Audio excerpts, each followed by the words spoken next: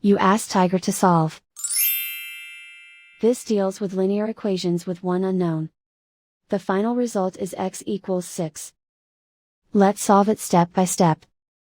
Group all x terms on the left side of the equation. Subtract 10x from both sides. Group like terms. Simplify the arithmetic.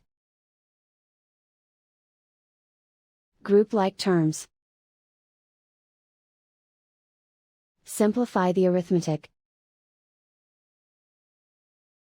Group all constants on the right side of the equation.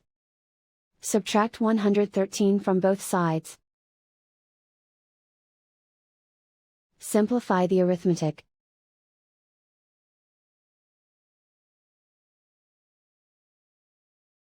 Isolate the x.